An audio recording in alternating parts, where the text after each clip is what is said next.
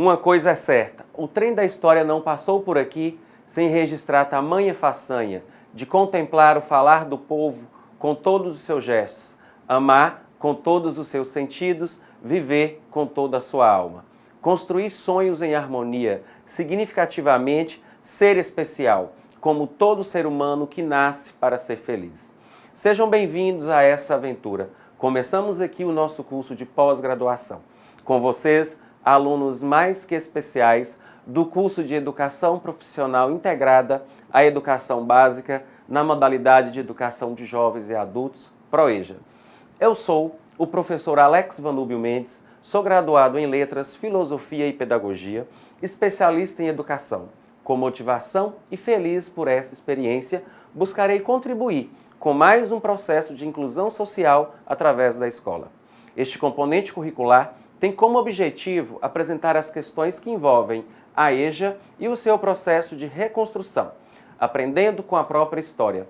Vocês podem acompanhar através de seu caderno didático, do que engloba seus conceitos a partir da página 19.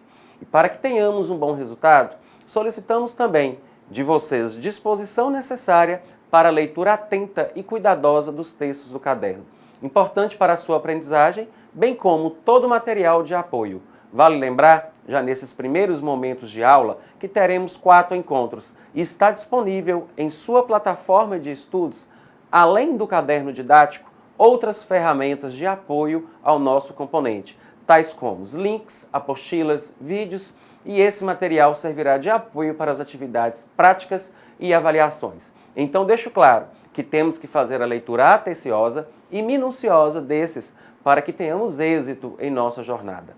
Os conteúdos são densos, são muitas informações, mas é essencialmente interessante e pode nos levar a descobertas significativas para a nossa vida.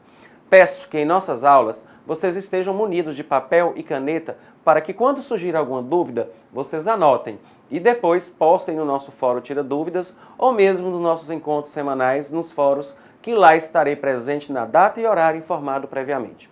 Teremos atividade de consolidação dos conteúdos em nossa plataforma de estudos, que ao realizarem com bastante atenção, dará-lhes plena condição para realizar de maneira objetiva e clara qualquer tipo de avaliação pertinente ao curso. Vamos começar? Procedendo a uma leitura das 2 últimas leis da Educação Nacional, a Lei de Diretrizes e Bases da Educação Brasileira, 5.692 de 71, e a 9394 de 96, podemos perceber que as questões da educação de jovens e adultos, EJA, ganham um destaque maior na última lei. A EJA passa a ser considerado como uma modalidade de ensino. Segundo o conselheiro Carlos Roberto, do Conselho Nacional de Educação, a EJA, como modalidade, passa a ter um modo de existir como característica própria. Para o conselheiro, o perfil do aluno são situações reais de vida e experiências de estar no mundo e como o mundo deve construir-se em princípios, organizador das propostas pedagógicas de atendimento. Soma-se a isso a própria mudança conceitual de ensino supletivo, como era tratado na legislação anterior, para a educação de jovens e adultos. A garantia, inclusive, para que sejam validados os conhecimentos e habilidades adquiridos pelos sujeitos da EJA, por meios informais, como as experiências de trabalho desses sujeitos, desde que avaliados por meio de exames. Essa mudança trazida na 9394, no tratamento de que, a partir de então, é chamado de educação de jovens e adultos, pode ser compreendida como um divisor de águas na história da educação de um modo geral. Essa discussão, na verdade, começa a ganhar corpo com a Constituição Federal de 88, quando o ensino fundamental para jovens e adultos passa a ser tratado como um direito que até então era resguardado apenas aos indivíduos pertencentes à faixa etária dos 7 ou 14 anos. No entanto, não podemos esquecer que o espaço que hoje vem ganhando a EJA no campo dos debates e ações educacionais, tendo, por exemplo, os fóruns EJAs como um de seus promotores, vem sendo buscado e reivindicado por longo tempo. EJA, como um dos seus promotores, vem sendo buscado e reivindicado ao longo do tempo, como expõe Osmar Faveiro. O autor procura destacar as propostas das campanhas e movimentos da educação de jovens e adultos a partir da década de 1940 e das informações sobre as ações que por eles foram desenvolvidas. Algumas lições que ajudam a melhor entender as necessidades dessa educação no momento atual é questionar as propostas atuais. É nesse sentido que analisa, entre outros, a campanha de educação de adolescentes e de adultos da década de 1940, o movimento de educação base, o movimento de cultura popular, o sistema Paulo Freire de alfabetização do fim da década de 1950 e o início da década de 1960. A Cruzada Ação Básica Cristã e o Movimento Brasileiro de Alfabetização, o antigo Mobral, considerado o maior movimento de alfabetização do país, com inserção em praticamente todos os municípios brasileiros. Faveiro distingue esse período em 3 momentos, 2 períodos compreendidos entre os anos de 1940 e o fim de 1950, e um iniciado na década de 1960, após o golpe militar. O autor caracteriza os movimentos que tiveram início na década de 40 e meados da de 60 como movimentos a favor da corrente, no sentido de manutenção da ordem social vigente. Embora tenham significado movimentos positivos do Estado e da sociedade no atendimento às necessidades educacionais da população mais pobre de adolescentes, jovens e adultos. Veja nos slides que seguem os fatos políticos e os sociais, a visão do aluno, jovem e adulto na concepção do ensino e aprendizagem. Década de 1940 a 1950. Fatos políticos e sociais, a organização do sistema político da educação no Brasil, primeira campanha nacional de educação de adultos, orientado por Lourenço Filho, o analfabetismo compreendido como causa do subdesenvolvimento do país, a visão do aluno era jovem e adultos, eram sujeitos incapazes e marginais, identificados e tratados na escola como criança. A escolarização estava restrita à alfabetização no sentido de ensinar a ler e escrever. A cartilha é o recurso, a silabação, o método. Na década de 80, os fatos políticos e os sociais eram a abertura volta de eleições diretas para os governadores e prefeitos, a extinção do Mobral, criação da Fundação Educar, com parcerias entre o governo e a sociedade civil, a promulgação da Constituição de 88. O artigo 208, inciso 1, dizia que o ensino fundamental obrigatório e gratuito, assegurada inclusive sua oferta gratuita para todos os que a ele não tiveram acesso na idade própria. Ainda o acesso ao ensino obrigatório e gratuito ao direito público subjetivo. A visão do aluno jovem e adulto era, com a Constituição de 88, os jovens e adultos passam a ser reconhecidos como sujeitos de direitos. Todavia, não se tem nesse período uma organização e sistematização da EJA. A concepção do ensino e aprendizagem pode ser compreendida como uma década perdida pela falta de ações governamentais na área da EJA. Na década de 90, os fatores políticos e sociais eram a extinção da Fundação Educar, retração da ação federal, os municípios assumem a educação de jovens e adultos. O governo federal lança o programa de alfabetização solidária e a Conferência de Hamburgo, promulgação da LDB, a 9394 de 96, que já foi dita nos textos. A visão do aluno jovem e adulto era o jovem e adulto analfabeto, considerados como capazes de elaborar hipóteses sobre a escrita e sobre o sistema de numeração, mesmo antes de terem frequentado a escola. A concepção de ensino-aprendizagem era a alfabetização vista como um processo que exige continuidade e sedimentação.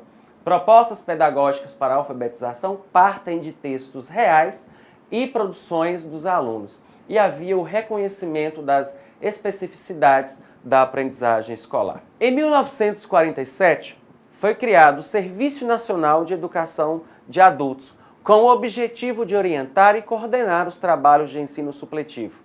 O SNEA gerou várias ações que permitiram a realização da primeira campanha nacional de educação de adolescentes e adultos. O CEAA, que impulsionado pela ideia de redemocratização e o avanço do país, buscava preparar a mão de obra que acompanhasse o processo da crescente industrialização e urbanização e visava melhorar as estatísticas brasileiras em relação ao analfabetismo. Conforme o desejo da Organização das Nações Unidas para a Educação, a Ciência e a Cultura, UNESCO, embora suas ações tenham quase que totalmente se limitado à alfabetização, ela visava a uma ação educativa mais global, unindo a aprendizagem da leitura e da escrita, operações matemáticas básicas, noções de cidadania, higiene, saúde, história, geografia da pátria e outros. Embora a campanha tenha sido criticada como fábrica de eleitores, dada a ampliação dos quadros eleitorais, uma vez que os analfabetos não votavam, Favero chama a atenção para o fato dela ter ampliado as oportunidades educacionais, criando cursos para adultos em muitas cidades brasileiras. Apesar de a campanha ter sido criada e coordenada pelo governo federal e ter promovido a articulação entre governos estaduais e municipais para a solução das carências escolares, quer das crianças no ensino primário ou adolescentes e adultos no ensino supletivo, o CEAA contou com o apoio de igrejas, organizações culturais e outras. Configurou-se também o voluntariado, tanto para as ações de apoio e coordenação para as ações didáticas. Em 1952, foi criada a Campanha de Educação Rural, que almeja o estabelecimento de um ensino de base, cujos objetivos eram promover a recuperação e o desenvolvimento de comunidades rurais sob o regime de corresponsabilidade do Ministério da Educação, o MEC, e do Ministério da Agricultura, Pecuária e Abastecimento. Um período de destaque na educação brasileira e, em particular, na educação de jovens e adultos foi a de 1956 a 1960. Em 1958, ergueu-se a Campanha Nacional de Erradicação do Analfabetismo, que visava a educação popular em geral. Os educadores mobilizaram-se em busca de novas soluções para o problema do analfabetismo. Reconheceram o fracasso das campanhas anteriores e iniciaram os estudos dos problemas da educação e das ciências sociais. No início da década de 1960, a Igreja Católica, preocupada com o desenvolvimento equilibrado das regiões do país, especialmente no que se refere à atenção às populações mais pobres, determinou como prioridade a educação rural de massa e, com o apoio da Presidência da República, criou o Movimento de Educação de Base.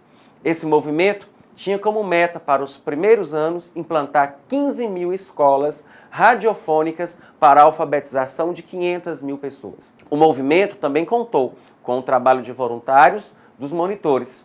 Em janeiro de 64, foi aprovado o Plano Nacional de Alfabetização, que previa a disseminação por todo o Brasil de programas de alfabetização orientados pela proposta de Paulo Freire. A preparação do plano teve um forte engajamento dos estudantes, sindicatos e diversos grupos estimulados pela efervescência política da época. Entretanto, foi interrompido pelo golpe militar, visto como ameaça à ordem. Os movimentos de conscientização popular foram desarticulados e os seus líderes punidos.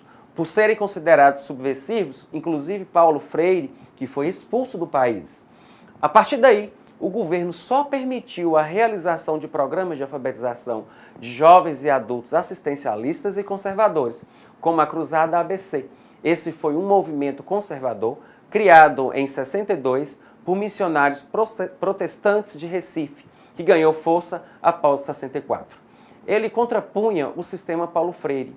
Nesse período, reeditaram-se as cartilhas de alfabetização e livros de pós-alfabetização, utilizados pelo CIAA, e colocou-se a educação de jovens e adultos a serviço da ideologia do Brasil Grande e do anticomunismo. Em 68, foi criado o Movimento Brasileiro de Alfabetização, MOBRAL, resposta do regime militar à ainda grave situação do analfabetismo vivida no país.